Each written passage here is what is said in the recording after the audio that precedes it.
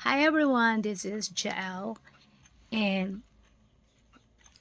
gusto ko lang na encourage ang bawat isa na alam niyo yun, yung mga nakakaranas ng depression, anxiety. Alam ko na dumarating kayo sa napapagod kayo. Araw-araw, everyday na gusto nyong maging normal yung buhay nyo. Maging normal yung emotion nyo, maging normal lahat.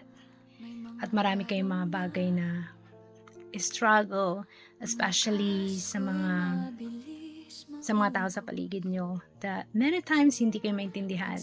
Hindi maintindihan yung nararamdaman nyo, nararanasan nyo. And which is, ang hirap, right? Pero ito yun eh. Kailangan natin maunawaan na malaki ang may tutulong ng pagbabago ng ating pag-iisip. Alam ko that many times maraming dumarating na negative sa atin. Maraming mga bagay na natatakot tayo, na hindi pa nangyayari, natatakot ka na, right? Pero ito yun eh. Ang pagbabago ng pag-iisip natin sa bagay na iniisip natin is malaking tulong, tulad ng pag nag-iisip ka ng negative, nag-iisip ka ng mga bagay na hindi pa nangyayari, iniisip mo na at doon nagkakaroon ka ng takot, is kailangan mo siyang pag-aralan or pilitin mo yung sarili mo na palitan mo ng bagay na instead of negative, palitan mo siya ng positive. Alam niyo guys, malaki ang may tutulong nito. Promise. Hindi lang sa nararamdaman nyo. Kasi kung ano yung nararamdaman ng isip natin, nagpa-follow yung emotion natin. At kung ano yung nararamdaman natin, nagpa-follow ang physical natin. Kaya dumarating yung time na parang magkakasakit. Ito yung sinasabi ko. Na kung haayaan mong i-convince mo ang sarili mo na everything is going to be okay. Kung i-encourage mo yung sarili mo na magiging maayos din itong lahat at iwasan mo yung negative, guys, malaking tulong yun, sinasabi ko sa inyo. At sa pagbabago ng pag-iisip natin, ang isa sa makatulong talaga 100%. Marami na akong natulungan na may depression, may anxiety. Ang bagay lang na ibinigay ko sa kanila, tinulungan ko sila sa pamamagitan ng pagbabago ng isip nila sa salita ng Diyos. Bakit salita ng Diyos?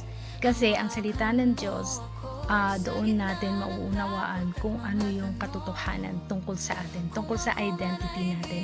So pinakamahalaga kasi na malaman natin ano yung identity natin sa Panginoon.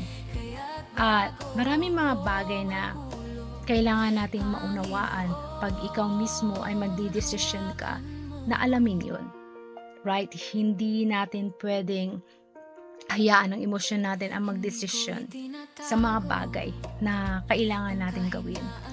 Mas mainam na hayaan natin ang isip natin, pag-isipan natin ano yung makakabuti, ano yung makakasama, ano yung makakatulong.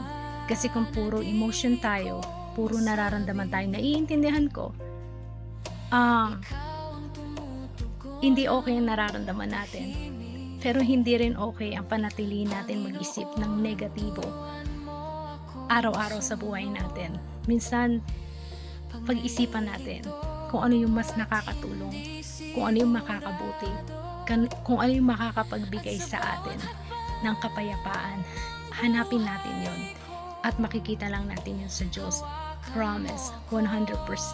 Marami na nakaranas nun na dahil sa pagtanggap nila sa salita ng Diyos at hinayaan nila ang salita ng Diyos na magbago sa isip nila, guys, gumaling sila at totoo ito.